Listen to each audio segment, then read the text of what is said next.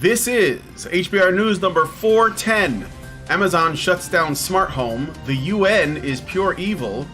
DHS to assign risk scores, where we talk about the news of the week and give it the Badger treatment. Hello everybody and welcome to Honey Badger Radio. I hope you guys are doing well this week and that you are laughing at all this absurdity so that you are not consumed by it. My name is Brian. I'm joined by my lovely co-hosts, the Patriarchs, and Hannah, our handmaiden. That's Hannah Wallen, Dr. Adam Cam, and Mike J. And we welcome you to this episode of HBR News number 410, which is really higher than that, but I can't be bothered to count all the news shows we've done. So anyway, today's show should be a lot of fun. I know there's a lot of big stories people are talking about, but I wanted to narrow it down to these because I think they are in some ways really, really important. So stick around, it's going to be a good time. And let's talk about what the news is going to be. So this week we're going to be talking about the smart home that Amazon shut down over supposed racist language. The UN Secretary General proposes a global digital compact to push laws against hate speech, or hate in general, specifically towards women, because obviously women are always most affected. The Department of Homeland Security is sought to assign risk scores, in what I believe is related news, to social media accounts and more, so stick around, it's going to be a good time. And be sure to join us afterwards for the patron-only show. So, on this week's patron-only show, I made this a main story as well, but I thought we're probably not going to get a lot of time to really dig into it because we have 4 pretty big stories. But if at the end, I may give it like a brief little mention. So I learned about this thing that Claritin, Claritin is the allergy, they make the, the anti-allergy medicine. Yeah. It's not Benadryl because it doesn't make you drowsy. It's Claritin.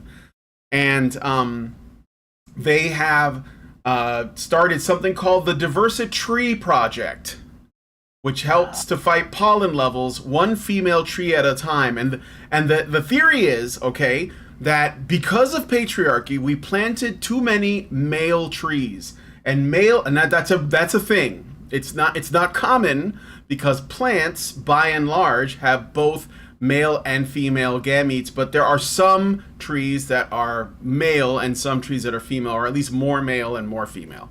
And so because there's too many male trees, there's too much pollen because the male trees are just jizzing on everything, and something has to be done about it. So Claritin has started this thing called the Diversity Project. We're going to look at the website in the after show. I'm sure it will be very educational, and we're going to learn something about that very famous song by Rush about the trees. So My goodness. I can attest to the fact that I do get nose raped every spring by trees. It's a terrible thing. Yeah. But it just strikes me that adding more female trees along with the male trees would just cause the pollination to result in a larger number of little saplings and more trees. Yes. So we will look at that in the patron show. Yes, it does seem like it would undermine the product itself. Why would Claritin want to make people less allergenic? Well, I think that there is some speculation we could get into, but that is the patron show. So if you want to join us for this interesting look at arborist misogyny, why don't you join us as a patron? And to do that, go to feedthebadger.com, start up a monthly subscription. $5 a month will get you into the Discord where you'll be able to watch all of the bonus content. And we normally post it in the Discord. You can just go in there and watch it just like you're watching this right now. And if you give at higher levels, you'll have access to the actual chat rooms where we are talking. So that way you can come in there and call us names or fight with us or add something or whatever it is that you want to do. Feedthebadger.com to give us your monthly support. $5 a month will get you into Discord, and there's a lot going on there. And if you want to make sure that our channel or that you can still find our content in the event that we get yeeted from the internet, go to badgerfeed.com or honeybadgerradio.com so that you can do that. All right, so with all that out of the way, let us get into today's stories. And Mike J is back, so welcome back to the show, Mike, and tell us a little bit about the Starbucks thing. Well, thank you, Brian. It is good to be back. So the Starbucks thing, we're going to have to go over a little bit of a retread here just to bring everybody up to speed, especially if you haven't heard about this, although I don't know how you could not have heard about this, but here we go. In 2018, a famous incident occurred at a New Jersey area Starbucks in which two black men who were loitering at the store and not ordering anything asked to use the bathroom. The men were told they could not since they were not customers and were asked to leave the store. The men claimed that they were waiting at the store for a business meeting to happen and refused to purchase anything, and again insisted that the store let them use the bathroom.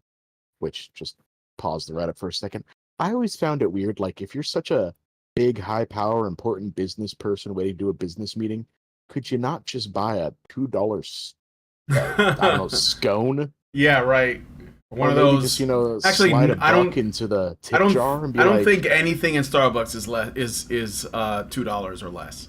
I don't know, but there's got to be something. yeah, like I don't know, buy a napkin. some chocolate covered almonds. I don't know. Well, the other problem is that I mean, Starbucks is really overrated. Yeah, It's but not really that you're. So if there is anything there that's under $2, it's like worth a quarter. probably. But anyway, It's not just overpriced. It's the food and the coffee is just not that good. we digress. But go ahead. I hate this. I hate to go further off course, but damn it, I hate the fact that I feel compelled to defend Starbucks because a lifetime ago, over 15 years ago, when I was in high school, and like the thing that sucks about California is there's no point dressing warmly in the morning when it's cold because you're just going to regret that in the afternoon when it warms up. Yeah. So like I had to wait for the bus out front of a Starbucks for about an hour to get to school every day because I had 0 period for my senior year. Mm-hmm. And eventually I just started going into Starbucks. They were the nicest people. They never asked me to buy anything. They never asked me to do anything. They let me use the bathroom if I wanted to. I started buying just like hot chocolate from there just because I felt obligated. Mm-hmm. And they were cool. They also didn't care that I would like drink half of it and then like sneak over to like the half and half in the milk and just fill it back up with milk. Mm. So Even at let that you point in time, they were They cool. even Once let- upon a time, they were nice people, but yeah. Go ahead, Mike. Well, they still are. They still let you use the facilities. They let you use the internet. They just don't let you hang around on sofas for several hours. Occasionally going to the bathroom, perhaps with someone else who walked in just now, because Yeah. some of that looks a bit. We never did get the full story as to what those two gentlemen appeared to be doing. Well, I guess we got eyewitness testimonies as to what they appeared to be doing, but we don't quite know the full story. Yeah, but and it was kind of a weird story because if I remember right, when it first came out, they didn't even want to tell the cops what they were doing in there. Yeah, no. But there isn't anything about getting in trouble with grifters that is going to redeem Starbucks for me because of how disappointed I was when I moved to Dayton. I used to live in Bluffton, Ohio, and work in Findlay, and there was this unbelievably great actual, little downtown coffee shop. One store, they didn't own like stores across the country, that they had this terrific atmosphere and great coffee, and the people that worked there were really nice, and that's where I learned to like coffee. Because I would stop. I was a security guard at a plant in Findlay, and I had to be up at night all night that was my first real night job. And then I came down to Dayton after being away from Findlay for a long time, and that coffee shop had closed too, so I can't even get coffee there in Findlay now. But there was Starbucks. I'm like, well, Starbucks will be good. I'll get Starbucks. And it was just not anywhere near the quality. And the worst thing was at that time, I moved down here and I was working at Speedway. And Speedway was working on how great quality coffee they could make. You know, they wanted to do the thing McDonald's does where they get a reputation for having way better coffee than you expect at that type of establishment. And they succeeded. Like none of the places that I've been to have, gone up to the level of quality they had at the Moondog. But it was about the same between Speedway and Starbucks. And I was just like, this sucks. I just spent $5 for gas station coffee, not thinking about it. But I can understand why somebody might walk into a Starbucks, and if they had to wait for somebody and that's the only reason they were there, like not want to buy something. But at the same time, like I've been a business owner and I've worked for smaller businesses and stuff. And you're right, it is very suspicious when someone comes into your business and just hangs around and doesn't buy anything. And if you have a place that's like a restaurant or, like even United Dairy Farmers has little restaurant style seating in some of their gas stations. If you take up a seat, that means somebody else that wants to buy something can't sit there and eat or drink. And that's an annoyance in a food place. If you have seating, you want it to be used by people who are paying customers.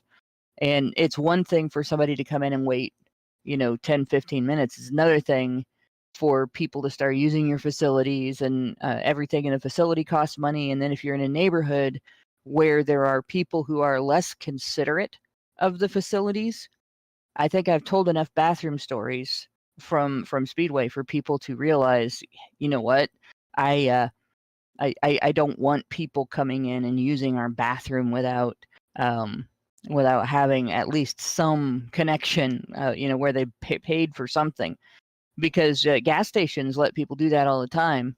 And people who have been drinking and they're going to be sick, that's where they go, gas station bathrooms. People who don't want to blow up their bathroom after eating something they shouldn't have eaten, go to the gas station. And people who have some weird shenanigan fetish for drawing on the wall and poop also go to the gas station. And I wouldn't want, if I ran a coffee shop, like I would not want that to become the way people treated our bathroom. So it's not unreasonable to say you got to be a paying customer to use the bathroom. But in some states, it might be illegal. If you have a public bathroom, it has to be open to the whole public. It's a fairly common practice to say that you have to be a paying customer to use the bathroom. It makes all the sense in the world. Nothing controversial about that at all. But go ahead, Mike. Finish your thing. Back to the story. So they want to use the bathroom. They're not willing to buy anything. The employees are sketched out. They get the word, call the police. So the store employees call the cops, and the two men are removed from the store, trespassed from the store. And this sparked a big online kerfuffle and an offline uprising against Starbucks, as many ill-informed idiots accused the extremely progressive company of racism. The company finally relented and publicly announced that they would allow anyone to use the bathrooms, regardless of their status as a customer. They closed down hundreds of stores for a day to force employees to undergo cult diversity training, and eventually donated money to Black Lives Matter, though now that I think about it, I can't remember if those two things were exactly connected, but it's successful. So, what most people don't know about this incident and the meat and potatoes of this story is that during all this drama, another drama was playing out, where the former Starbucks regional manager, Shannon Phillips, was terminated from the company as a direct response to the incident. Curiously, the store supervisor of the employee, who was the one who ended up placing the call to the police that day, was not fired or reprimanded at all. And I think things will start coming together when I point out that it should be noted that the supervisor, the one who was not fired in any capacity or even reprimanded, the one who called the black. police.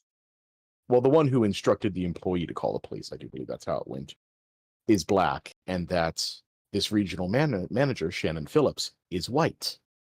Phillips argued her firing was racially motivated and that Starbucks was looking for a white scapegoat. despite her not having any direct part in the police being called that day.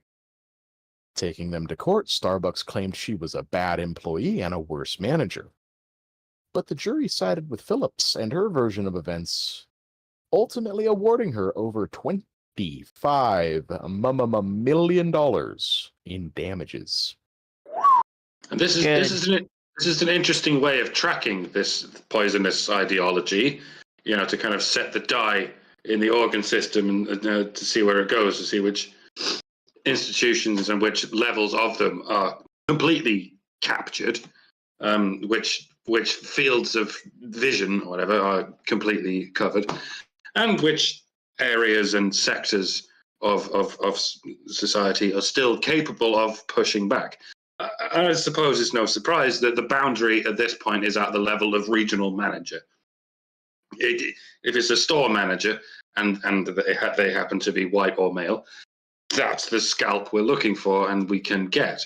If it's just an employee and they're white or male, that's the entire body we're going to throw in the pot and sacrifice to the blood god.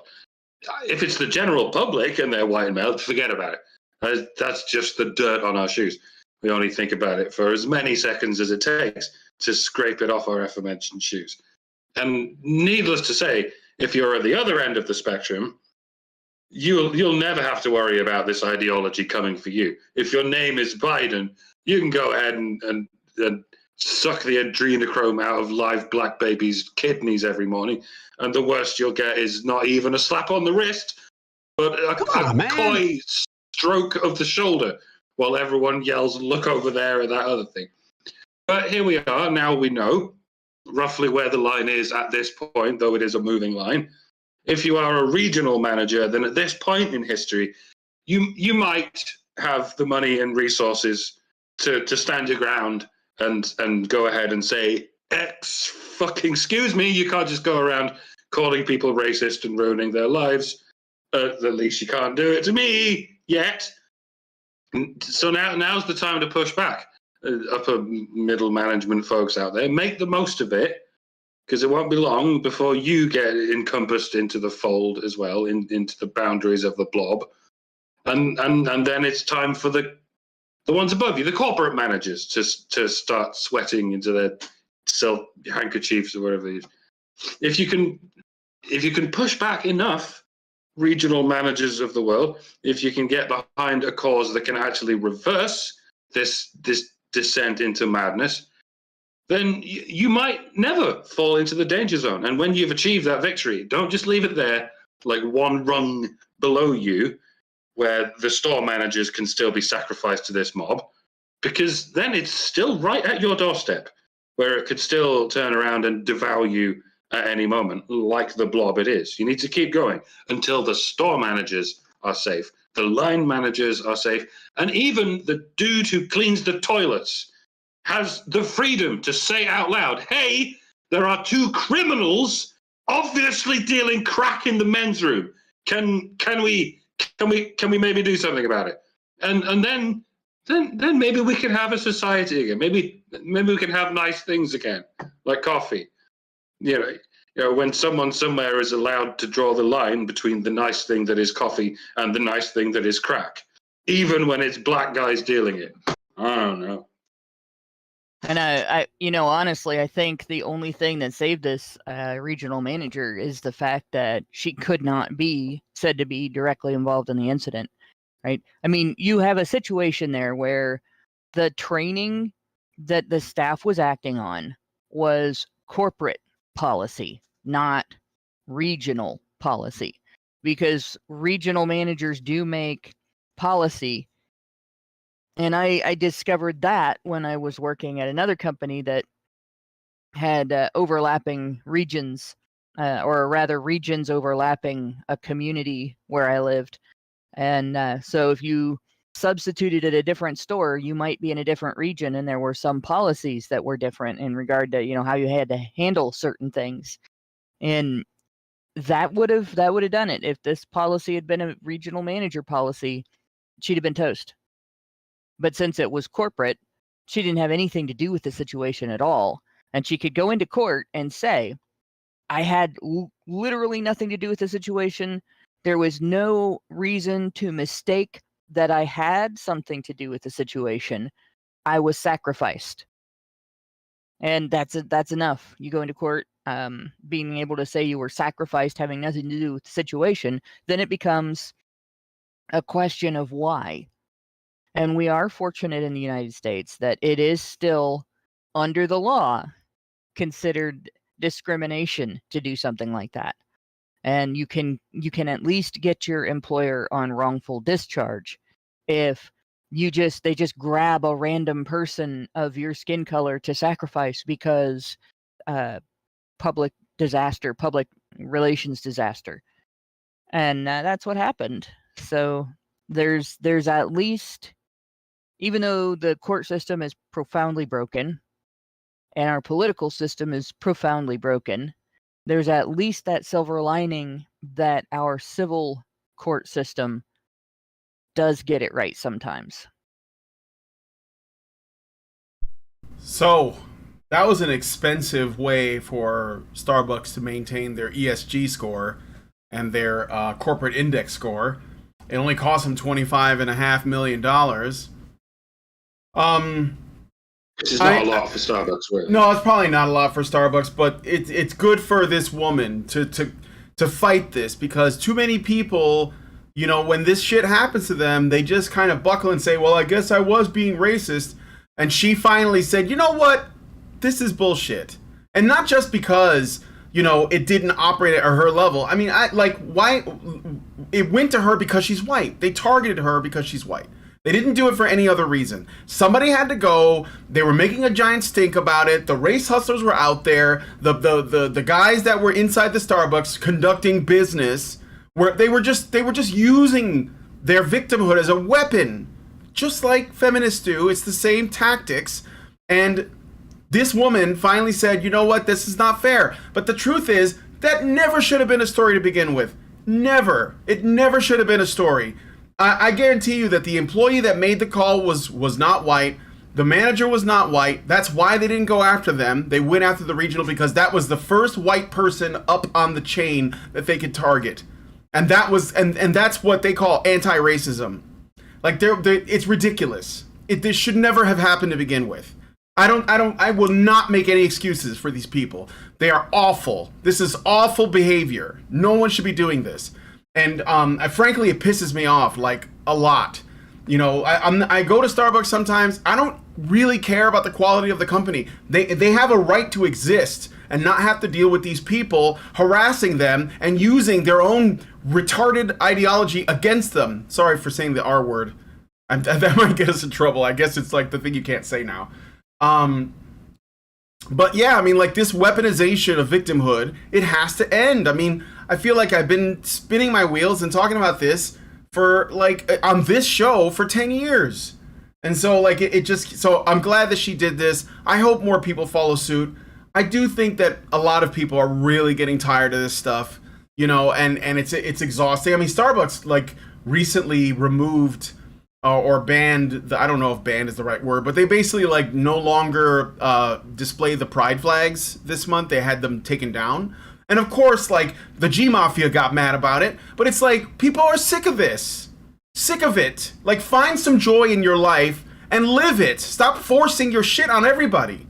That's what this is. It's the same thing. Oh, you can't let me go in your bathroom and smoke crack for like an hour because I'm black. No, because you're doing that. Because you're not buying products like this. The idea that you can't use a bathroom of a restaurant or cafe or store or whatever, and that's only for paying customers, that's not a crazy idea. That's not radical. Like, some people will do it, some won't. But if they don't allow it, that doesn't mean anything. It's just their policy. Why are you meeting there anyway? Go to the Dunkin' Donuts. Maybe they won't care. I don't know. But you see, well, like, I will point out one other thing though, because like we've made a lot of references to specific reasons why they might have been in there. That information is unknown. We don't have that information, so we can't be sure exactly what they were doing in there. No, I mean, their story could be completely legitimate, but it doesn't like there are things you can do that are completely legitimate in a store that will make you look like you're suspicious, or they will make the employees nervous about you, and it's just a thing that makes sense for you to recognize. This is a business establishment, it's a retail establishment. This actually has happened to me the other day. But people have a I was right ringing stuff to up be at the register. suspicious. Yes, they have the right to be suspicious. This happened to me the other day. I was ringing stuff up at a register, and I used a hand scanner to scan something in my cart, and then I put it in the bag, and the camera didn't see me scan it, and it didn't see me run it across the scanner, and it's not connected so that it gets the information from the hand scanner that, yes, this item was rung up. So it stopped the transaction. The automatic teller, or the checkout machine, stopped the transaction, and I had to wait for somebody to come over and confirm that the item was actually scanned, and before I could actually continue the transaction. And it for a second, it was like, gosh, you guys are treating me like a thief, even though I rang this up. And then I thought, that's just the way the technology works. They're not doing anything because of me. They're doing something because the system isn't made to handle things being done the way I just did it. And I've been too fast for those things too, and had them stop the transaction because of that. And it's not this person looks suspicious or anything about demographic or anything like that. It's that the technology is not perfected. But if I was a grifter and had anything about me that I could be like, well, you just did this because I'm this, it would become a situation where I could do the same thing to somebody at that store that these guys did to the regional manager, and in most cases people get away with it. Mm-hmm. When I worked at one of my earliest jobs in Dayton, a guy came in and did this. He did it for a gift card from the company. He came in and just behaved in an odd manner, and then bought like $50 worth of stuff in an establishment where you usually see people's in store expenditures being fairly minor, and then handed over a credit card. And I had a coworker that if you bought a lot of stuff, if you spent a lot, she would ask to compare your signature to the signature on your license. And this was, we didn't have the machines at that time that you swipe your own card. Mm-hmm. And she got fired, and he got a gift card because he said she only asked him because he was black. And the way he proved it was he had somebody come in behind him and buy a pack of gum. And she kept saying, no, the difference is one was a $50 purchase and the other one was like $1 purchase. It's a big difference. But that still got her fired, and there was literally nothing they would hear from her. They hung up on her. They kicked her out of the room, everything. She was just like, this is it. You're the sacrifice. We're going to give this guy a gift card, and you're the sacrifice. We never found out how big of a gift card he got. Mm-hmm. But he did cost her income. She had to go find another job, and that was during a recession. So Yeah. And he didn't know anything about her. Right. Also, I'm wondering, because I just thought about this. I think Starbucks employees are like required to join a union. Did the union stick up for her? I wonder. That's something that I would ask, because I have a feeling they wouldn't. Because unions tend to be woke too, and they destroy people's lives, or they allow them to be destroyed. So I know there are people who love unions, but that's the truth. There are probably better ways to defend workers' like rights. So I'm not saying that workers shouldn't have rights. I'm saying unions might not be the best way to do it. It's kind of like saying I don't like public schools, and people think you don't want kids to be educated. No, I don't like public schools. Yeah, that's a different thing. So well, and that if their union is the retail union, it's not like people who are familiar with like the Teamsters and those unions have expectations of how a union serves the employees. I've been a member of the retail union, and it Yeah. is absolute shit. Yeah, my It wife. is not. It's not a real union. Yeah, in my opinion.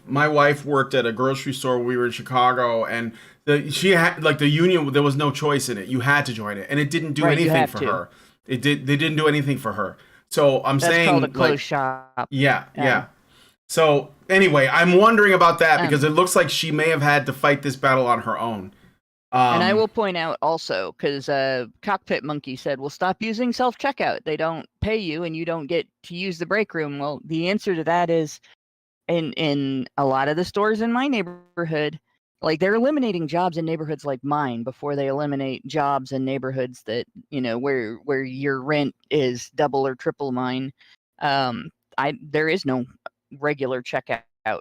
They eliminated all of the checkouts. They closed 2 stores that were on either end of the neighborhood, and the people that worked at those stores, they combined them into a much bigger store, but their jobs are all now lifting and bending and stocking shelves and stuff like that. They don't work at the registers. They don't have checkout that is not self checkout when I go in there. Those are all closed. Those are only open during certain parts of the day, and they're doing that more and more in neighborhoods like mine in this area, partly because nobody will work for the wages that they're paying, so they're Yeah. just eliminating the jobs altogether. Yeah.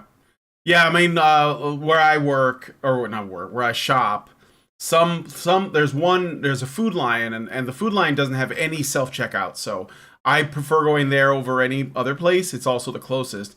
But the Kroger also has a mix, but like the CVS where I have to go to get my meds and stuff, like there's like one person that kind of oversees all of the self checkouts in case someone needs to like have their ID checked or something like that.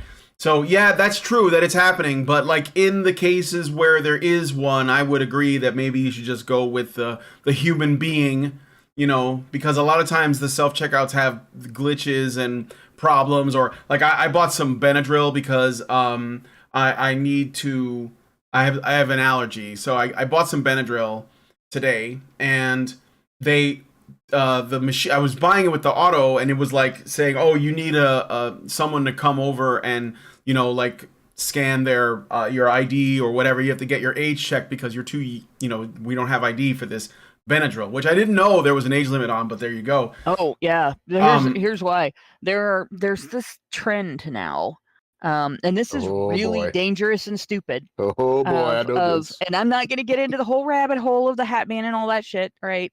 Not gonna confirm or deny. I was on Benadryl for years and years. Okay, I can confirm the spiders. And you don't have to overdose on Benadryl for the spiders to happen. You just have to be on it for years. Now I see spiders when I wake up before I fully wake up. And like crawling across the ceiling, like the size of my hand. Mhm. Like that's really, but here's the thing. Benadryl does screw you up if you overdose on it. And I'm not just talking about your head. It is, it's not just an antihistamine. It can make you drowsy, Yeah. and it can also do physical damage to your liver and your kidneys and your heart. So if you know somebody that's messing around with this stupid trend, maybe suggest to them that they find some other less harmful way to see things that aren't there. Explain to them that it's not a hallucinogen. Yeah. It's a deliriant. Yeah. It is not a fun, trippy, and one with nature trip. It is. It's a bad trip. Have an hour-long conversation with your mother before you realize she died 5 years ago trip. Yes. Yeah. Which like that kind of happens in your dreams anyway after you've lost people. But unfortunately, like Benadryl's more likely to cause night terrors than good dreams. It's not good for that. And there are people who also give it to their children to make them sleep. Mm-hmm. And don't do that either. That's dangerous to the child. You can do permanent damage to the child's growing body doing that. Yeah. So of course, because people abuse stuff like that, it's just like with the cough medicine that Right. you have to get with NyQuil. your license. Well, NyQuil is one of them, but it's all of the ones that have the decongestant. I can't think of the name of the decongestant. I don't take decongestants. Okay. But they make me sick. But in any case, there's one that you can't get without your driver's license because it makes meth if they abuse it enough. And that one, that's been that way since, oh gosh, the 2010s. Yeah. Because when I worked at a pharmacy, it was that way already for quite some time before I started working at that pharmacy. And they've done that with several medicines. It's not an expectorant. It's Sudafed. It's a Sudafed. Yeah, it's the ephedra, and they've done it so much. They've regulated it so much that you can't even get. There's an herb, a Chinese herb called Ma Wang, that has ephedra, natural ephedra in it. Us. Huh? No, it's actually called that. It's spelled Haung, but it's pronounced Wang. But in any case, that was used to be see in a bunch something of teenagers going up asking for Ma Wang. You want Yeah, Ma well, Wang? you can't get Can it I now get Ma because Wang? Communication. you can't get it now because of ephedra. But it's like a Damn. tiny percentage of what's in the pills. If you wanted to make meth out of that, you would have to have like a warehouse full of just that herb to be able to make what they do with the pills.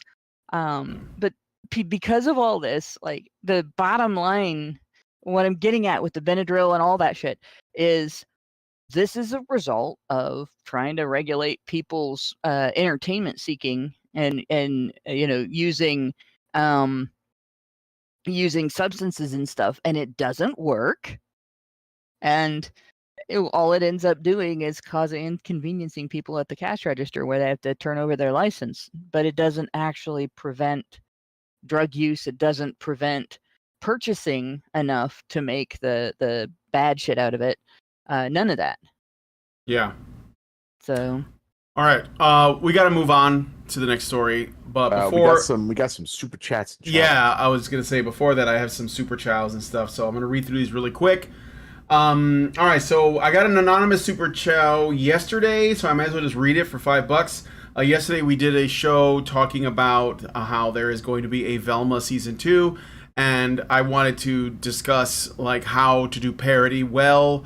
And as an example, I took an episode of a show called The Venture Brothers. I'm explaining this Can you because believe how many people have never heard of the Venture Brothers? I know. It's criminal. Oh my It's gosh. criminal. It's not that old, is it? No, it's from the 2000s, like late 2000s, sort of like the mid to late 2000s. Yeah.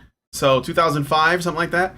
But anyway, Yeah, but the problem is it was only on like Adult Swim at like 4 a.m. yeah, it was only on Adult Swim. It's a great show. So basically, I mean, you can get, only know about it if you were a night owl. yeah, Exactly. Yeah. 2003. That was and you had access Yeah. to the first episode, and they only aired one of them. It was And a one-off. Yeah, And in 2004, they started airing them regularly. yeah, and you had to have Cartoon Network as well, which I didn't. So I didn't really get to watch the show until much later. those are the glory days of torrenting, when Yeah. anyone could get away with it. Not that I or anyone I know has ever done that. Yeah, it's just something I heard of through the grapevine. So anyway, friend did it. Burn me a CD every now and then, you know. someone sent us a super chow in relation to what we discussed on the show, and they said, I should read this, but I don't want to respond to it because we have already gone for 45 minutes and we only finished the first story. So Anonymous gives us $5 and says, I saw the episode. I've seen all the episodes. It's definitely woke bullshit in my eyes. He's referring to the Venture Brothers. They made him pathetic, referring to Brock. I've seen many feminist adjacent shit like that before. I don't care if she apologized. I mean, look at how men are viewed. Why wouldn't a feminist write something like that? There's a spectrum to feminism. Just because they're not on the far left side of feminism doesn't mean they're not woke or woke adjacent. Like I said, I don't believe they would try that shit with Black Dynamite because he's basically the black version of Brock Samson, except because he's black, he gets a special plot armor that protects him against that type of shit. Thank you, Anonymous. Maybe I'll respond to that some other time. I have to watch the rest of the show anyway, so I couldn't really speak to what you're saying. But I am enjoying myself so far. Rat gives us $5 and says, Doomed. Doomed are these, such insects that would prick pinholes in the gods, while their own unfettered ooze doth eat away at their tenements. Thou dost hide in the shade of thine own shadow. Son of man, retribution is not choice, but divine wind. You shall not see the calm which doth chase it. You will die. You will die. Yeah, that's. If you go to my channel and look at most popular, you'll find that exact rant in the most popular video. It's called Squirrel versus Rat Trap. Oh, yeah, okay. And then lastly, in a relevant super chow, Meredith G gives us $5 and says HBR News number 410. Starbucks didn't just lose the $25.6 million. The policy changes that the company made for publicly available bathrooms cost them a lot of money, and they had to reverse the policy. DEI will get companies coming and going. Yes. Yeah. Thank you for that, Meredith. And I agree, and I'm we just have to respond accordingly. Fight if you feel like you're being persecuted and you feel like it's unfair based on your race or gender or whatever. You should definitely fight back, because especially if you're part of the privileged group, because they're the ones that are going to get targeted, and you should make them pay for it. I mean, literally, if possible. So, thanks for that. And let me read. I got one more super chat this time from YouTube. Nothing from Rumble yet. What's up, Rumble Squad? Richard Bier gives us $1.99 and says, once you make management, union doesn't rep you. Ah, see? That's true. That's true. But you still have to pay union dues. Yeah. But you have to be, like, depending on the retail establishment, there's a level of management you can make. Lower management, like shift managers get represented, but store managers don't. But they still have to pay union dues. Yeah. Because that was that way at my store. But even if they technically represent you according to the dues that you've paid, they don't necessarily do the things that they say they're going to do to represent you. Mm-hmm.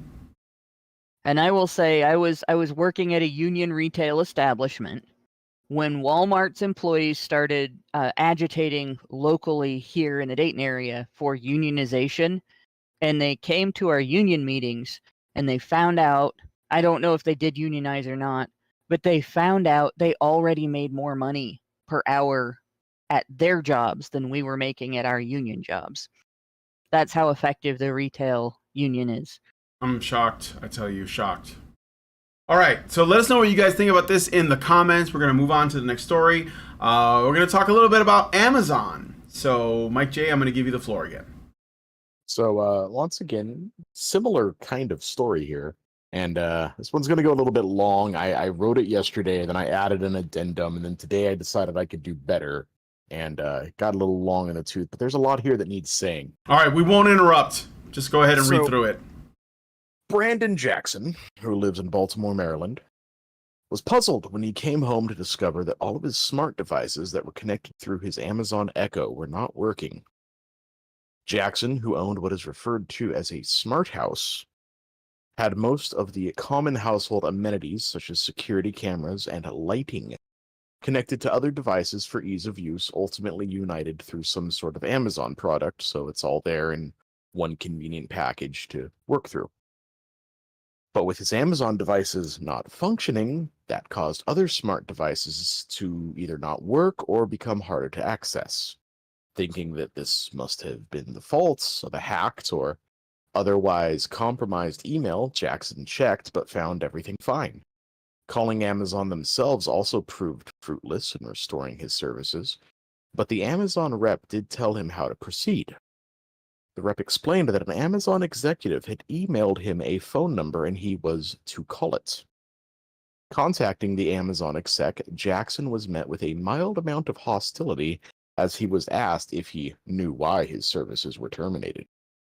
When he responded he did not know why, the exec grew accusatory and told him that he had made several racist remarks at one of Amazon's delivery drivers, and that was the reason for the termination of his services. Jackson was taken aback by these claims. Not only did he deny doing any such thing, but he had the evidence to back it up.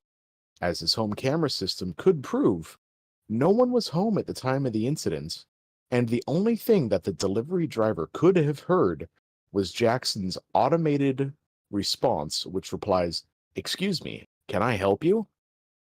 Checking the video of the doorbell camera, and that is exactly what happened.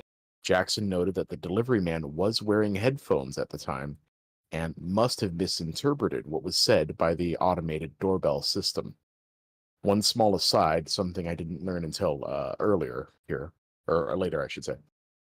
The delivery driver, Jackson himself, and the part of town they live in, Baltimore, Maryland, they're all black. Baltimore is a very black part of Maryland. Yeah, it is. Jackson was black. The delivery driver was black. Everyone was black in this all the way around. Just going to let that one hang there. So, with this slam dunk evidence, you would think his name would be cleared and his account and services would be restored immediately, followed by a groveling apology from the company and maybe some sort of recompense that a man accused of one of the gravest sins you could have committed in 2023 would be expected to receive for being accused of something like that. But alas, very little of this happened. It took well over a week for his services to be restored and his account to be unlocked. And the whole time Amazon kept him in the dark concerning their internal investigation. He received no apology, no admission of wrongdoing on their end, and no reimbursement for the time his services were down. After having his services restored, Jackson stated the following, quote, "After nearly a decade of loyalty, I've been given a harsh reminder that a misunderstanding can lead to such drastic measures. It seems more reasonable to handle such issues in a more compartmentalized way rather than a blanket shutdown of all services. Due to this experience, I am seriously considering discontinuing my use of Amazon Echo devices and will caution others about this incident," end quote. Amazon, and keep in mind this is only after being pressured to release some sort of statement to the media, released the following to several media outlets, quote, "We work hard to provide customers with a great experience while also ensuring drivers who deliver Amazon packages feel safe. In this case, we learned through our investigation that the customer did not act inappropriately, and we're working directly with the customer to resolve their concerns while also looking at ways to prevent a similar situation from happening again," end quote. I would just like to say that we at Honey Badger Radio do not condone the actions of the late erstwhile Mr. Ted Kaczynski. Such a cruel, deluded, and violently unhinged character is not and never should be subject to reverence or celebration. In no way, shape, or form should any party or parties conduct any parties looking upon Mr. Kaczynski's manifesto and concluding any rash, activated conclusions to what is outlined in such a document. I mean, who is possibly to say who is right and who is wrong? All we can say is that a thing and its consequences are two separate concepts, and that for all we know, it is one or the other that has been a disaster for mankind and all its subsidiaries. But yeah, this really seems like the kind of thing that science fiction should have warned us about, and it has. It's probably more than one episode of The Jetsons skirting around this particular topic. What if you find yourself living in a computerized construct of a house and that computer malfunctions? There are a million different ways that could happen, that a code could encounter some kind of malfunction. And that's just in terms of malfunctions. This story is not, I would remind you, about a malfunction. It's not a bug. It is, in fact, a feature. And the whole thing shut down because of one passing human error. And by the sounds of it, the error in question was not even an honest mistake. It was randomly malicious. Someone heard, "Excuse me, how can I help you?" And somewhere in their brain, their grievance-stricken victim mentality, smooth brain that's programmed to see racism everywhere, racism was heard somewhere. That's all it takes. One disgruntled woke employee just needs to call up and say, I tore a putty tat and fucking wallop. Some dude is now homeless for the foreseeable future.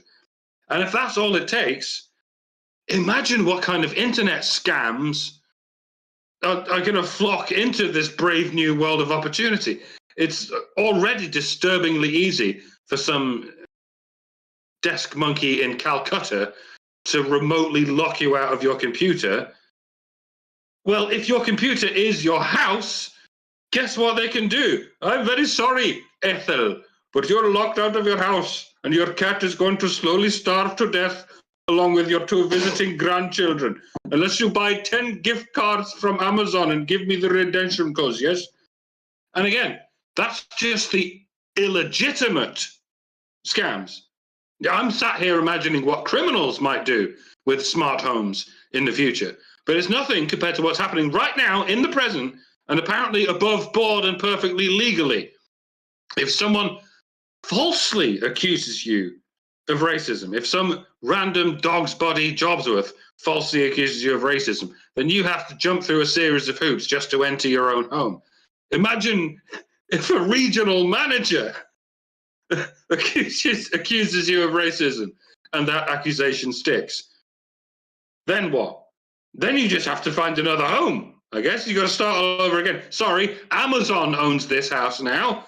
Good luck, citizen. Life is a journey, not a destination. Happy trails. So, yeah, just in case anyone needed a wake-up call regarding smart houses, for the love of God, don't do it. I know we all appreciate labor-saving devices here and there, but there are places that even the laziest person has to say, yeah, no, that's too far. If putting a physical key in a physical lock is too much effort for you, you are definitely too lazy. And having a steel glass door that can and will lock you out of your house because of nothing more than a spontaneous piece of juvenile he said, she said bullshit, then your laziness is going to be faced with its greatest challenge ever. Although maybe that's for the best, eh? Sloth is a sin, after all. This is the sin biting you on the ass. What goes around comes around. It's karma, as they say. Now, if we only had a mechanism in place for teaching us a lesson about the sin of pride, or lust for that matter, but one story at a time. Well, this could have been that mechanism. Like, if it had been a female carrier, because there are plenty of female carriers, she could have just as easily made the charge of, this person hit on me, this person said something sexist, anything along those lines. That's the thing. A company having the right to turn off devices that give you access to your home that they don't own, even if you only rent all of your electronic devices, which is basically where we are right now. You don't own your phone, you don't own your computer, you don't own any of the smart devices you can get. They can shut them off without your permission, and you have no recourse but to deal with the company. You can make a public stink, and maybe the outrage will have an effect. But when you use those things, you sign a contract that you basically, you won't mess with it, you don't own it, they can do what they want with it, and so on. You're agreeing to things that honestly, really, you would only agree to that for convenience if you didn't consider the fact that you just paid hundreds of dollars, dozens of little efforts every day at your job that all of your labor goes to buy something, to buy access to something that can be controlled outside of your intentions at the whim of the company that actually owns it. And that's where we are right now. There's a movement to change that, but there shouldn't have to be. And I kind of wonder if the workforce had remained primarily of the gender that doesn't value safety nets over freedom, and that does value their labor, and does value the risk and the sacrifice that goes into earning things, would we have been so quick as a workforce to sign those user agreements and to turn our objects into things that we only rent from a company that can, from a distance, take away your access, take away function, change the way it works so that you have to relearn how to use the damn thing every few months, so that it doesn't mesh with your old software, and you have to buy new software, and so on. And I think that might be a big part of the problem. Is that generally speaking, women are quick to adopt this stuff, and then it becomes the norm, and then you can't get away from it. And that's why we end up in a situation where a man can get locked out of his home, even just temporarily, based on anything. The fact is, if the guy had said something from inside his home that was profoundly racist, it still should not have resulted in this action. Maybe Amazon could have stopped delivery to his home. Well, our delivery drivers don't have to come to your home because you're an asshole, and we don't have to deal with assholes. Their labor is worth something too. But these devices are not related. These devices don't have anything to do with him, and or do with anything he said, and they don't have anything to do with his relationship to any delivery people that come to his home. So that's a totally different story, and they don't. There's not a real justification for cutting off services that don't have anything to do with the incident and don't have anything to do with the driver's experience. Granted, he didn't do what he was accused of, but even if he had, this was still wrong.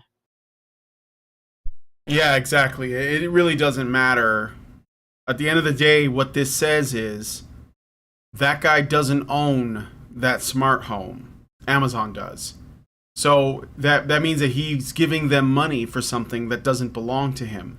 And he doesn't have actual rights to that property. They fixed it up, sure, but it never should have happened to begin with. And it doesn't matter. There could have straight up been a Klansman in there. If you bought that product, then it's yours. That's how it should work. If you pay for the service, it's yours. So and I mean, we can get into like how things have gotten so sensitive around these topics that innocents are being harmed. In fact, that's basically the only people being harmed are innocent people in like 99% of these cases that have nothing to do with it. It doesn't matter that guy was black. I mean, that's just the cherry on top. That just makes it funnier.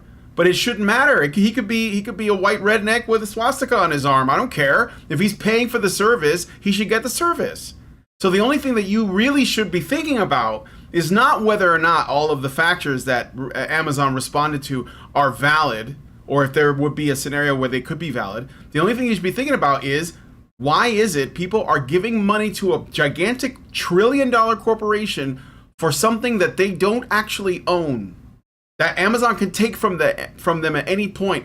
Is there like anyone on earth that has so much stuff of personal value that they would need to put a smart home together to protect their shit and to like lock their doors and shit? It's like, do you just want to live on the enterprise so you can just say computer, like fine, but you are putting your things at risk, because if Amazon decides, like if they get to the point where the ESG becomes something that happens to individuals because you gave them control over your devices that you paid for, you're basically just saying, well, I hope that you don't decide that I'm a bigot and take away all of my freedoms, take away all of my devices. Frankly, you shouldn't need to do that. Like, we can get a fucking iron lock and lock your door. Like, do it the old-fashioned way. Don't use the computer shit. Don't connect it. I don't even want Elon Musk's fucking self-driving cars. Fuck all that, because you're giving too much power to people who don't even care about you, who don't know your name. To them, you're just somebody who gives them money, and you're not even getting property out of it. So this is not capitalism, by the way. What were you gonna say, Mike? Can we go back to moats? Yeah, like just moats really dropped out of fashion. Dig a moat around and put some alligators in it. 10 feet deep. Yeah, yep. Maybe crocodiles. I don't know if they like the water that much too. Piranhas. I mean, I don't know. Yeah, there we go. Yeah, there you go. Just protect your shit. Get fucking the hounds, like from The Simpsons. Just the computer thing. Alligators run faster than hounds. Yeah, I'm sure they do. And they're probably zigzag they to are confuse pretty them? Fast little fuckers. Yeah, well, or big fuckers. They're fast. Yeah. They're scary. So anyway, just I'm saying, I think that our audience is smart enough to know that a smart home or anything like it is a bad idea. That's one aside I wanted to make. I If you're think going to do that something like that, build it yourself. Smart devices Or not are the smart. second greatest trick the devil ever pulled. Mm-hmm. It was brilliant. From a marketing standpoint, you came in, invented a problem, and offered the perfect solution. You know what? You're telling me your toothbrush doesn't talk to your refrigerator? Why the fuck not? It's current year, dude. Everyone's doing that. Mm-hmm. And at the same time, you know, you invent problem, solve problem, sell solution. Separately from that too, there's also that connotation of, well, I have a smart TV. Okay, well, I don't. Well, if it's not a smart TV, it must be a dumb TV. Yeah. Look It's at this all- guy owns a dumb TV. Wow. Didn't know you were still living in the Stone Age there. Mm-hmm. Is it powered by a dinosaur? Exactly. There was an episode of Star Trek: The Next Generation where Riker made a meal for I think three of his crewmates, and he did it manually. He did it without the replicator, and it was terrible. Like everyone hated it except Worf, who loved it because that's the joke. Because Klingons like things that humans hate, and it made me think. Well, this was supposed to present a flaw in Riker's character in that he can't cook. He's good at lots of things, but he can't cook. But as that scene played out, I asked myself, if you live in a futuristic, gay space, luxurious communism, whatever it's called, and you have replicators that can make all your food for you, then surely nobody can cook. Mm-hmm. If that's all anyone has to do, it's not just Riker who can't cook. Nobody can cook. Why would you learn to cook if you can have a machine that can literally just turn the hydrogen atoms from outer space into whatever meal you want? Of course, nobody would know how to cook. No one would have the first idea what a fucking cast iron skillet even is. Yep. And that's the case with every aspect of this, because we think once we have replicators that can take base atoms and turn them into food. Well, that will surely be the linchpin that can take us to this capitalist hellhole, into this luxurious gay space communism thing that they've been talking about. Yeah. But every step of this is only going to hold us back. Mm-hmm. Given that the vast majority of people are going to have to live on planets, and they are going to have to be able to be in touch with the nature from whence they came, or well, whence means why, or whatever. But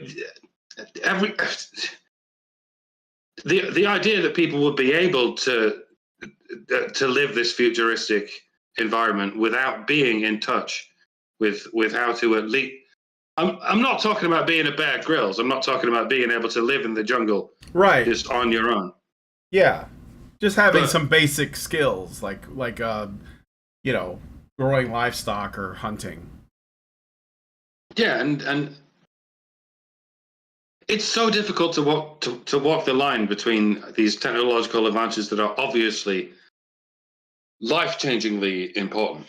Yep. Like the ability to communicate is that even that's a double-edged sword, but it's Mhm. clearly something improved by the technological age.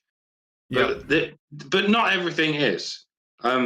Being able to cook food shouldn't be. I think no matter how advanced we get, we should always be able to cook food, and we should always be able to go in and out of our houses. I mean, does that make me a Luddite? Yeah. At what point? Yes, is and labor that's saved? not anything to be embarrassed about. Yep. Yeah, It's there's becoming no- more of a term of nothing wrong with endearment that. than We it We is just a don't know where to draw term the of line. detractment. Yeah. We haven't found an appropriate social political point, and yet it is social political. Which to draw the line? At what point do we say we have saved enough labor? Some amount of labor is actually good for us. Yeah. We all end up like those fat bastards on floating chairs in Wall-E. you know? Yeah. Yeah. Exactly. Well, honestly, it's not even always about saving labor. Like if you look at the smart car thing, some of that sort of started with, I can't think of the name of I want to say it was OnStar, that had you were attached, you had a hookup to a remote room full of people basically in your car, and you if anything happened, you pushed a button and called them, and they would call an ambulance for you, or if you could remotely stop your car if somebody stole it, and blah blah blah. And I remember the commercials for this. I never saw a male driver in the commercials. It was always some chick in distress. Mhm. And OnStar, some guy at OnStar would give her the reassurance that, there was an ambulance coming, the police had been called, whatever. Or, her car had been stopped at this location or that location. And it was all about, you're in danger, which is funny because if somebody's going to steal a car, they're not going to steal one of those nice new cars that you could put something like that in. They're going to steal from me because they can take my car, my van, and part it out. Right? They sell a whole bunch of little things off of it, and the cops can't trace it because it's old, that kind of thing. Yeah. And I know this because we've had vehicles stolen more than once from us for various reasons. It's easier to break into older cars. It's easier to sell older cars, and it's easier to take the parts off of them and sell the parts. Yes, Richard Bier remembers this too. The car thief was male in the OnStar commercial, right? And that, to me, they're playing on fears that people talk women into having, and they're basically taking away little bits and pieces of your independence, your autonomy, your freedom. And as soon as you give it all up, you do get to the point where A, you're helpless, and B, you are now vulnerable to being controlled using the very You're same dependent. mechanisms you were using, to protect yourself. Whereas if you like you really want a smart home, learn how to put those things together, right? That's a computer that just is attached to electronic devices that pick up signals from it, right? Mhm. That's it. You don't have to have Amazon do that for you. If you're really desperate to have a house that's all interconnected like that, create something like that. Just There are plenty learn of ways how to go third party. Raspberry Pi, for instance. Well, you can do that. You can learn how to build your own computer systems. You can learn how to attach them to devices. You can go to, well, I don't even know if Radio Shack still exists, but when I worked at Radio Shack, there were ways at that point you had devices that you could put your light on a timer. You could, your living room lights would come on at a certain time of night or day based on this timer. You could do the same thing with your television. People used to do that if they were going to go on vacation for 2 weeks, set it up so that at 5 o'clock their television would come on, so it would look like they came home from work and turned on their TV. And it was to discourage someone from breaking in the house because it convinces them that there's a person inside. And if someone's going to break into a house, they're more likely to pick one where they aren't going to get confronted by a gun waving homeowner, or even somebody that's going to beat the shit out of them. Like, Yeah. people not knowing how to do these things themselves, and people valuing these things without knowing how to do them themselves and without knowing what's entailed in it. That's why people end up in that situation. And the bad thing about it is, like, 90% of the population, 99% of the population could go without that stuff. But we have gotten to a point now where people with certain types of disabilities are being made reliant on that stuff. And they're not necessarily going to be able to just reject it. There are a Yeah. lot of smart homes out there that are being given to, for instance, disabled veterans.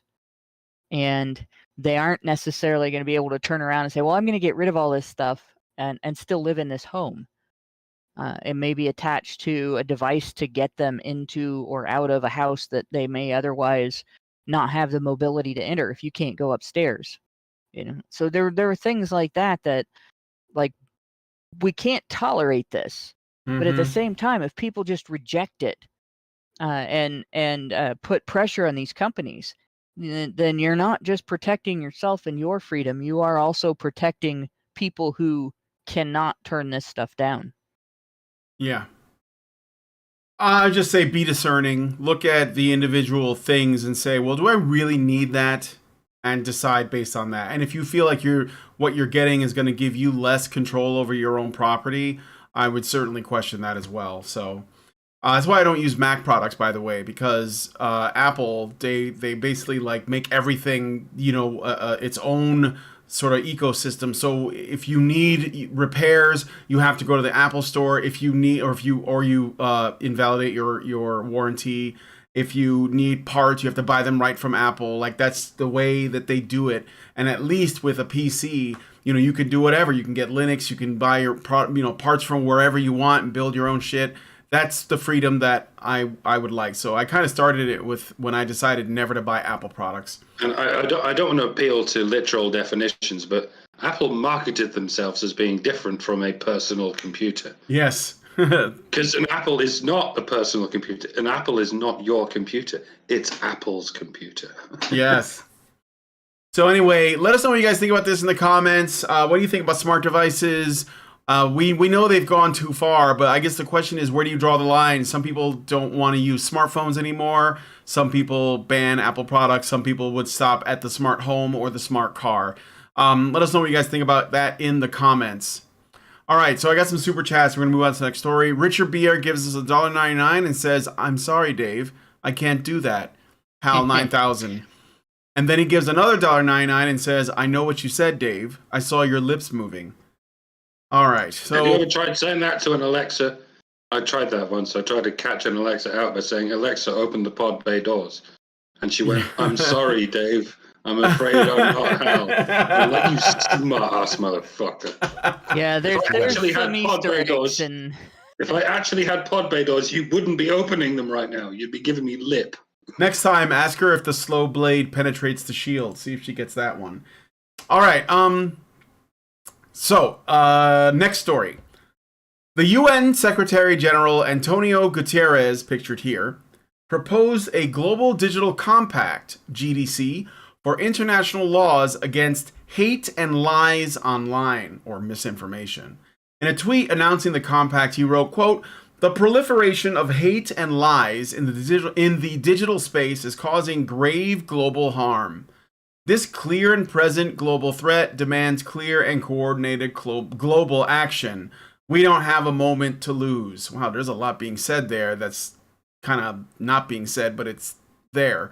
The GDC is focused on inequality, condemning that, quote, some 89% of people in Europe are online, but only 21% of women in low-income countries use the internet, end quote. The brief claims, quote, digital technology has led to massive gains in productivity and value, but these benefits are not resulting in shared prosperity, end quote, and that this inequality is in part to be blamed on, quote, hate speech, end quote, and, quote, disinformation, end quote.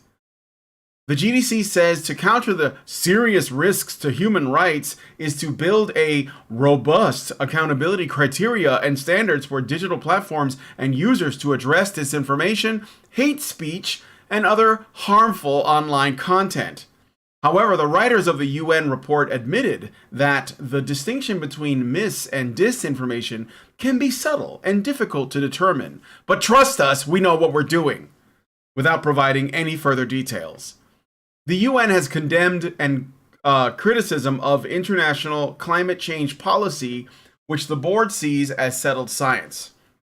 Skeptics of policies related to climate change or vaccines, for example, not specific, just throwing it out there, would be more than likely by spreading misinformation, according to the UN. So not disinformation. At that point, they can differentiate between misinformation and different. It's just because they can't call it false, folks. But they really want to. the whole reason they've created this dual system of misinformation and disinformation, so that they can refer to anything that's true as a truth that shouldn't be listened to. It's not false, but you shouldn't be listening to it because it's mis and disinformation. We don't know which. It doesn't matter. Just word salad, vomiting word salad on everything. You just can't say this. Yep. The brief. Sorry. Wait. I'm almost finished. I'm just going to keep going. I'm almost finished. Let me finish. I'm almost finished. The brief also called on major tech companies to, quote, invest in human and artificial intelligence content moderation systems, end quote. There's the AI. That's the real use. From health and gender equality to peace, justice, education, and climate action, all of the buzzwords, measures that limit the impact of mis and disinformation and hate speech will boost efforts to achieve a sustainable future and leave no one behind except anybody who doesn't toe the line, the report concluded. I have to wonder when they're going to do away with the whole distinction between misinformation and hate speech. Because the only difference is what you're talking about at the time. When you're expressing, a true statement that some powerful liar doesn't want you telling, if the forbidden truth you're telling is of a scientific nature, it's misinformation. If it's of a socio-political nature, it's hate speech. But you'll notice there are anomalous sets of circumstances. If I say men have XY chromosomes and women have XX chromosomes, you'll notice what we call that is hate speech. As a statement, it's socio-politically colorblind. It's 100% a scientifically, biologically, genetically ascertained assertion. But we can't get away with calling it misinformation to say such things about chromosomes, because it's not misinformation. By any measure ever taken place, it is true. But it's still something we don't want people to hear, so we just have to call it hate speech. Whereas, if and when someone says, the unvaccinated need to be bullied and coerced and forced and treated like second-class citizens until they comply, you'll notice this is not hate speech. Even though it is a wholly socio-political statement, the only vaguely scientific word in there is unvaccinated, and it becomes rather a moot point when it turns out the so-called vaccinated are no more vaccinated than the unvaccinated. So it's the science is what we say it is. Love and hate are what we say they are. Men and women are what we say they are. The fabric of reality itself is whatever we say it is. There really is no difference between rationality and spirituality, between theory and empiricism. It's all just one big screed. It's all one big tale told by an idiot, full of sound and fury, signifying nothing, and so on. And it's something of an inconvenience to have to call it two different things, misinformation and hate speech, over basically arbitrary reasons. So it's only a matter of time before they find a lexical marriage betwixt the terms misinformation and hate speech. They'll find a catch-all term that means both. It's how Newspeak works, quite predictably, as outlined. Either it'll all be called hate speech, or it'll all be called misinformation, and eventually it will all be encompassed under the umbrella term bad. Either you're a bad person or you're a good person. There won't even be bad statements and good statements. There will just be statements that make you a bad person and statements that make you a good person. I've tried to warn people about this. When you reduce yourself to charging someone with being a bad person, for whatever reason, and you think that by saying so you're somehow getting through to anyone, all you're doing is sitting cross-legged in the final destination of the Newspeak movement. You can sit there going, you're a bad person because you won't have children, but you will be drowned out by the people who say you're a bad person because you do have children. And you will have nothing left to say because they won the shame war. They won the language war because you gave up years ago and you resorted, even before they did, you resorted to just calling people bad people. Well, fucking grow up, people of all goods and bads. Seriously, you're not bad people. You're just childish. Call things what they are as specifically as you can while you still can. This is happening. It's the big brother future. It's not just about to happen. It's not just starting to happen. It is happening. And it's not just in the early stages of the happening, it's in the late stages. And we don't have very long at all before it's fully and irreversibly happened. One of the things that I would point out here is that it literally doesn't matter what's in misinformation, disinformation, hate speech, verboten, anything. It doesn't matter why they're telling you that you can't say it. It matters that they're telling you that you can't say it. Just like the Amazon story. A governing entity does not have the right to limit your speech. There is no human right to control what other people think. There is no human right to control how other people view you or what other people's political opinions are. There isn't even a human right to control people's lifestyle choices based on those things. This is why there's no human right, for instance, to insist that people cannot be gay and cannot partner with each other. Even if you refuse to call their partnership a marriage, you have that right. You don't have to call something a marriage if you don't want to. But, for instance, you don't have a human right to go to their home and insist that one of them move out because they can't be partners because you consider that an affront to your religion, right? That's the left-wing protection end of it. That it's the left that fought for that for years and years, and the right finally acquiesced. All right, yeah, we'll accept that, right? There's also not a human right to access to somebody's children to convert them to your way of thinking. And yet we're hearing criticism of people doing that is hate speech, right? There's not a human right to insist that people change their speech to address you the way that you see fit or to talk about you the way you see fit.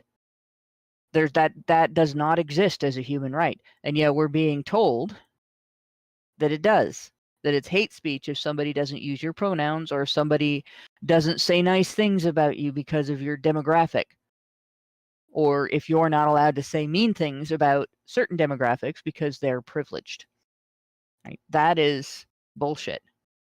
And the real egregious problem here, the real serious oh shit moment here isn't the fight over what constitutes hate speech and disinformation or what doesn't, and whether you should be punished for engaging in it.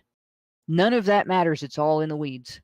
The real oh shit moment is a governing body that makes policy that nations adopt as part of their national law or their national policy because they are members of this organization, is demanding censorship of your speech based on standards that are as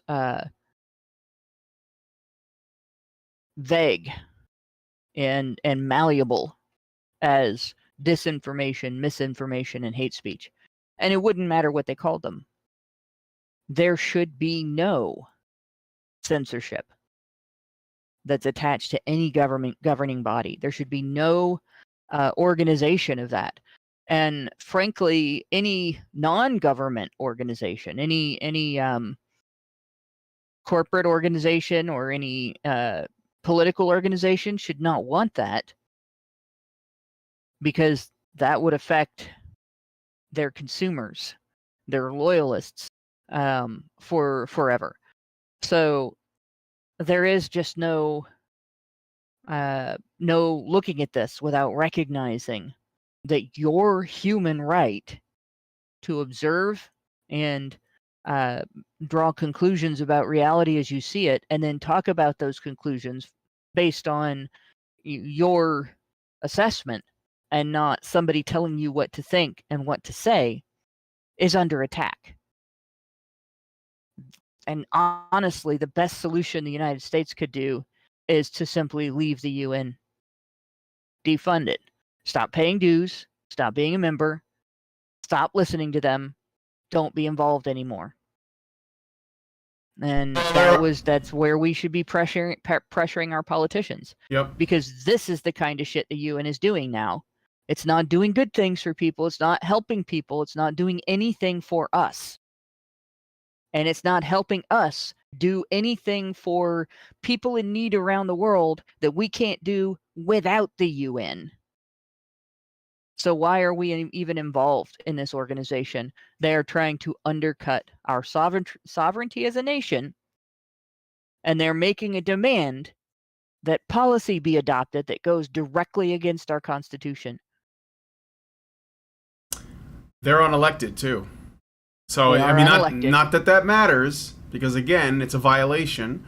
But I think that every country should leave the UN. I think they should all demand it. These people are evil. We don't elect them, and they're literally like trying to form a global government. Alex Jones has entered the chat, but this is true. This is why this guy is putting it in global terms. So, no, this is wrong. Now, I got to move on because we're at the time where I would normally end it, but I do have one more story. So, but I want you guys to notice that I chose these stories for a reason, because even though they may appear at first glance to be separate, they are connected. There is something that connects all of this together. So let us know what you guys think about this in the comments. I'm going to read some super chats here. Richard BR gives us $4.99 and says, Hannah, is there a human right to be topless on the White House lawn? I don't know if you want to say anything brief to that. Is the White House private property? No, it's public property. And is it legal to be, like, honestly, I don't, laws that make you wear clothes are kind of a violation of your human right. Although, personally, if you're going to go topless on the White House lawn, definitely do it in July and not January. That's my main recommendation. You will not enjoy it in January. I will also say that it is definitely legal to go topless on the White House lawn, but it's not legal to sing the national anthem inside. So can you truly be legally topless if you've been through top surgery? Yeah, I know. You know what? That's a rabbit hole. I don't even want to get into it. But yeah, there you go. No. What? Technically, everybody has a top, so there is no such thing as topless. All right. So anyway, we're gonna move on to the nenext story. Let us know what you guys. Even Assy McGee has the top of his ass. Yes. Let us know what you guys think about this one. Assy McGee. I do know who Assy McGee is. Yes. All right. So we're going to move on to the next story. Let us know what you guys think about this in the comments. And now we have the last one. So seems like every day there's some different story coming out about how the United States government is inching closer and closer to how China keeps control of its citizens through social index scores or social credit scores. The U.S. Department of Homeland Security had an initiative in 2018 called Night Fury that had the goal of identifying social media users who were likely to be terrorists. A complaint made to the Office of the Inspector General said that the program did not include safeguards to respect the privacy of American citizens. In 2018, the DHS Science and Technology Directorate partnered with University of Alabama, Birmingham to, quote, develop automated processes to identify potential pro-terrorist social media accounts and open Facebook groups where pro-terrorist accounts interact, end quote. The contract stated that, quote, the contractor shall conduct R&D on leveraging open source and social media to counter terrorist use of the internet and other DHS use cases, such as human trafficking, transnational criminal networks, end quote. This contract costs U.S. taxpayers $790,000. The OIG published a report referencing Night Fury in 2020 after the complaint alleged that the project failed to maintain proper oversight. The complainant stated The project began in September of 2018 and specifically included data collection of millions of social media records, including posts, videos, and photos. Also, the complaint notified OIG of concerns that S&T may not have ensured effective programming oversight, employee accountability, federal records management, contract documentation, and information security for this specific project. As a reminder, the US DHS was the same organization that in April of 2022 had created the quickly disbanded the, quote, Disinformation Governance Board, end quote. This board was allegedly created to combat misinformation and disinformation, I guess. Only time will tell how many more initiatives like Night Fury exist that we just don't know about yet.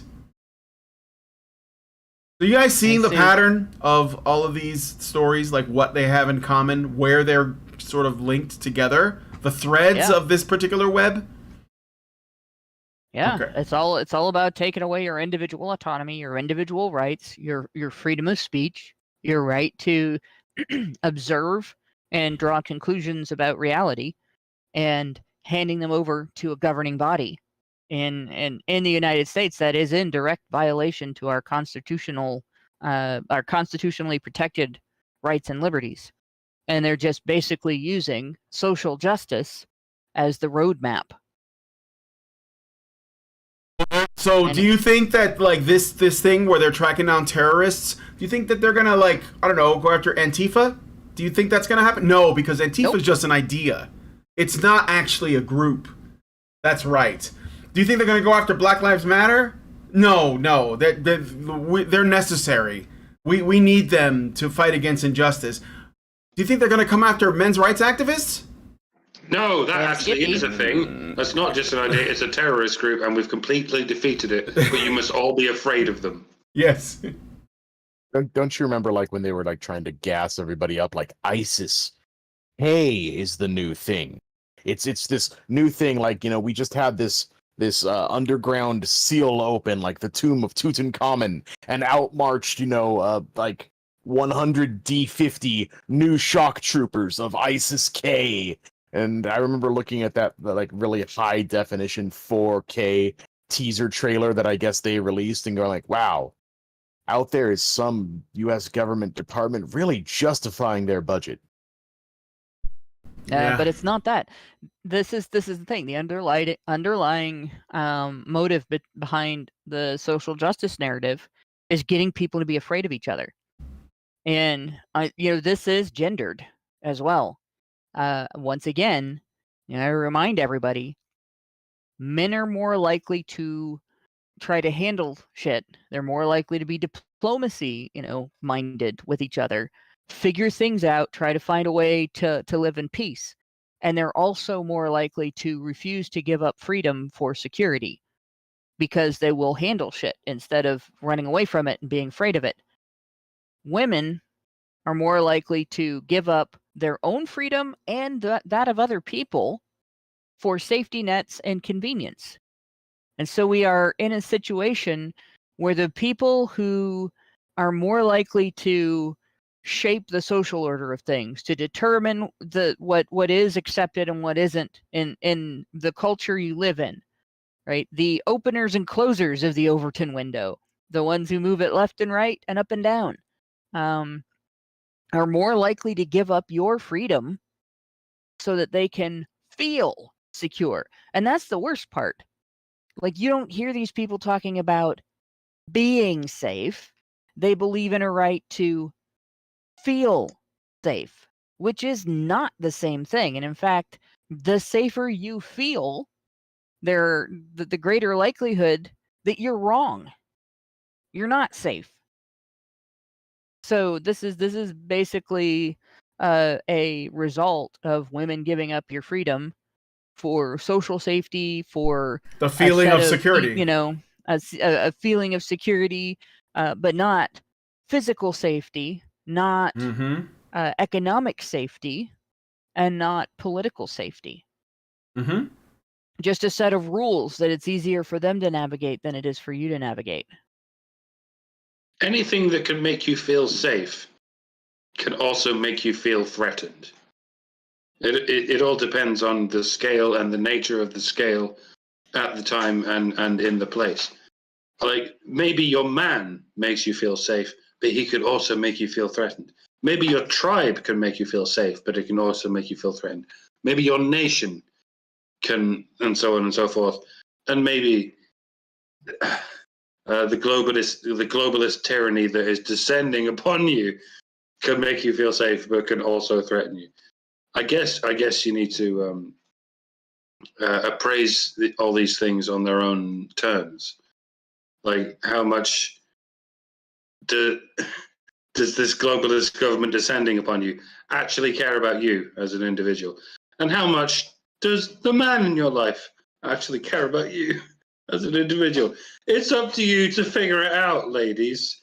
I mean, maybe men make you feel safe, but you also hate them and want to grind their identities out of existence in favor of the next layer up. That would be your tribe, your nation, or your globalist agenda. Yeah, okay, fine. If you're that terrified about, men, about the other half of your species, could you perhaps project these emotional insecurities onto all the layers above that?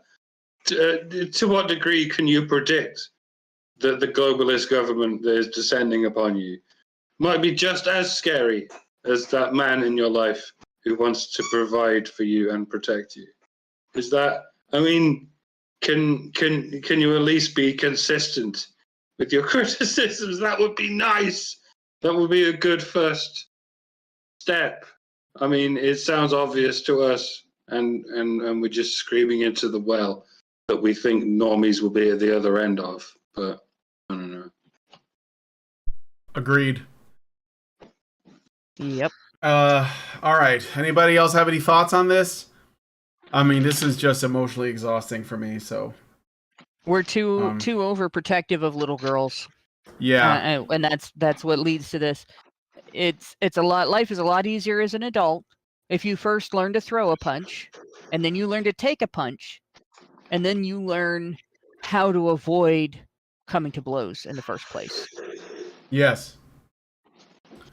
Okay, I got a super chow and a super chat. Rumble Gang, what's up? I'm just checking in to see I don't miss anything. I do look at that chat every like at the end of every story. So, all right, first we'll do. I gotta mute Mike because he's like there's a lot of background noise over there.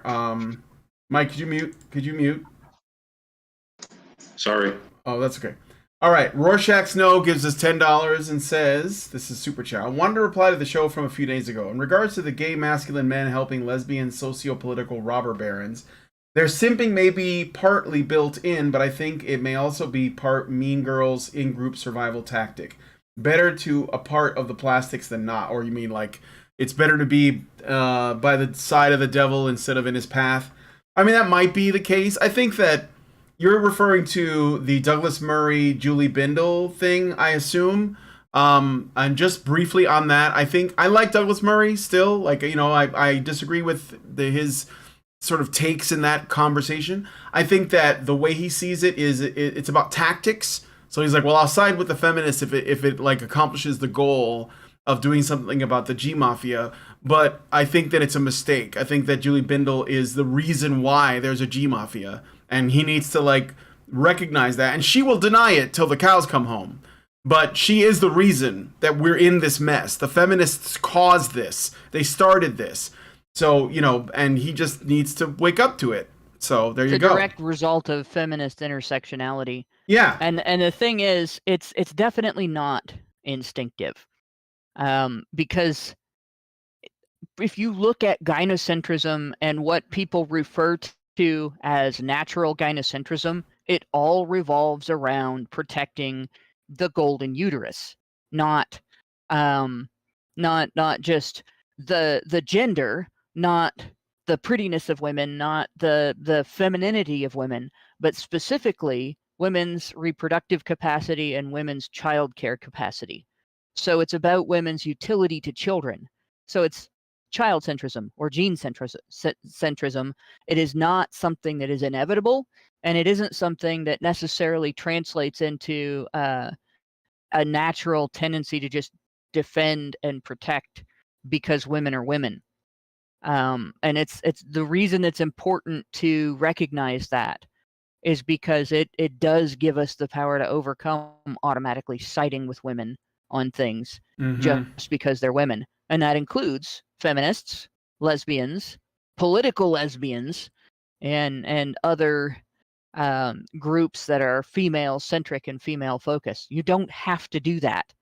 And you don't have to condone it when other people do that. And you shouldn't feel sorry for somebody who is caught up in that because it's a choice.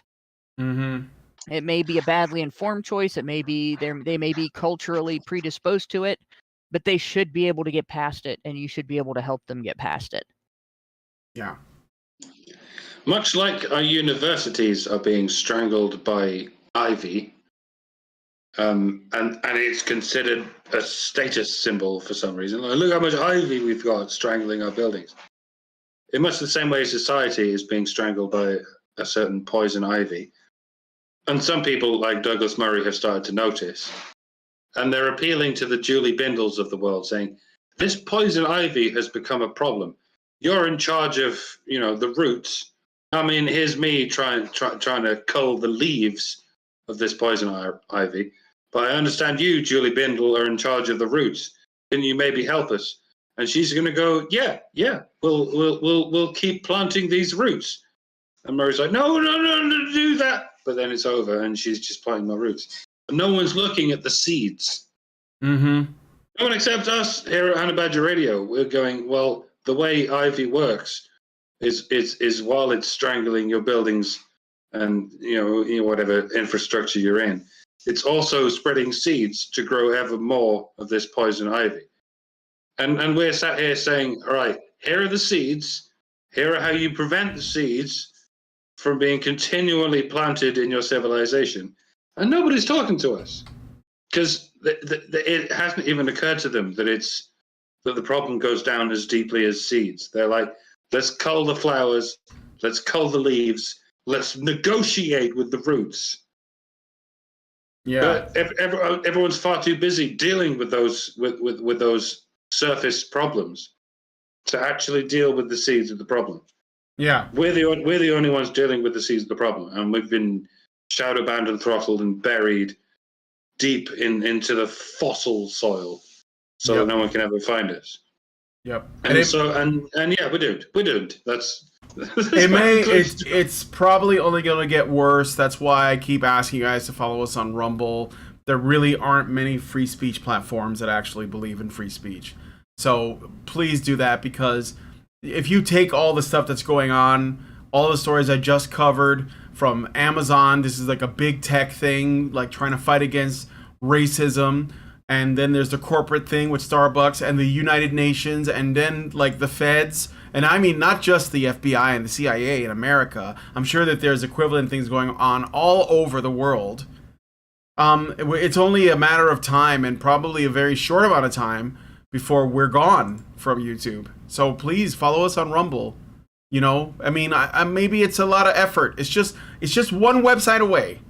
Just follow us there and watch us there, please, because we shouldn't be depending on people who hate us, because they do. YouTube would get rid of us if they could. They're just looking for a good enough reason so they don't have to deal with a legal backlash. And for now, what seems to work for them is to simply suppress us. So if you go over to us on Rumble, we might be able to grow. So please consider going to Rumble and supporting us through feedthebadger.com. I know that times are tough because of inflation and everything, so I'm not going to push that too hard, but at least, follow us on Rumble and share this video. Okay, so I got one more super chat from Richard Bier. He gives us $4.99 and says, how many women will be convinced to undergo a speculative examination to board a flight and be convicted that they would feel, or convinced, I think you meant to say, that they would feel safer for having done so? Yeah, you just scare them enough, they'll do it. Yeah, there's an answer to that, actually, because in the somewhere in the earlier mid-2000s, there were a couple of women from Russia. I don't necessarily think they were Russian spies or whatever. I don't know exactly what their deal was, but they got on a flight with bombs in their bras and blew up a plane. And after that, women submitted to having their boobs searched to get on. I'm not kidding. To get on a plane. I believe it. I mean, Because, they'll probably like, just. yes, you can look at my tits. Just don't blow me up in midair while I'm trying to go visit my grandmother across on the other side of the country. I mean, they'll you know, probably like- just fire all the men and just give that job to women, so There we that go. women don't feel uncomfortable. So. Assassin of the Gray says those were Chechnyans. And like I said, I don't know who they were associated with. I'm sure there's an organization behind it. I don't know if it was the Chechnyan government or whether it was a non-government organization, but it was some sort of crazy ass thing that resulted in a plane getting blown up and people died. It got blown up in midair, if I remember right, and I people looked died. up bra bomb. I can only find 2 references, both of which are the Tamil Tigers. No, which there are were a this Sri Lankan terrorist organization. Yeah, I hope a trans woman terrorist sneaks in a bra bomb, like in the actual like breast implant. That would be just hilarious. That's why. I mean, it'd be tragic, but it would be funny. So. But in any case, this bomb identifies as a tit. Yeah. And in any case, that question, will women put up with those kind of searches? The answer is yes, they did. The nipple could be the trigger. You push it in like a button. Yeah. So, anyway, thank you for the super chat. We have to go, so we're gonna be looking at. Lindsay did a write-up for this story about the sexist male trees, but I knew it was gonna go long, so I'm like, well, we'll just do it in the after show. So I'm sorry, babe. Like, I'm not gonna be reading this live on the air, but I might go through an article written about this story with Allison later in the week if she wants to. So, anyway, we are now going to look at this, the Diversity Tree Project. Aha. Posting cringe as always. Mainstream culture, and we will see what exactly the reasoning for it and what it will come of it. How much more equality can we get? Can we maximize How much equality? equality can we afford? Yeah, how much? How about that? I don't know. All right, so if you guys want to join us on the Patreon show, go to feedthebachelor.com and set up a monthly subscription. $5 a month will get you into the Discord, so you'll be able to watch this additional content, which I'm sure is going to be enlightening and awe-inspiring, and you're going to want to transition and just be a part of the fight. So, hopefully we'll see you there. So, with all that said, thanks guys for coming on today's show. If you guys like this video, please hit like, subscribe if you're not already subscribed, hit the bell for notifications, leave us a comment, let us know what you guys think about what we discussed on the show today. I look forward to your comments. Please share this video because sharing is caring. And if you could, maybe share the Rumble video because maybe we can get more people moving over there because I have a feeling that there's going to be some crackdowns because there's an election coming up and things are just going to get a lot tougher for us. So thanks guys so much for coming on today's episode of HBR News, and we will talk to you all in the next video. Men's rights activists are machines, dude. Okay? They are literal machines. They are talking point machines. They are impossible to fucking deal with, especially if you have like a couple dudes who have good memory on top of that too. Holy shit, you're fucked.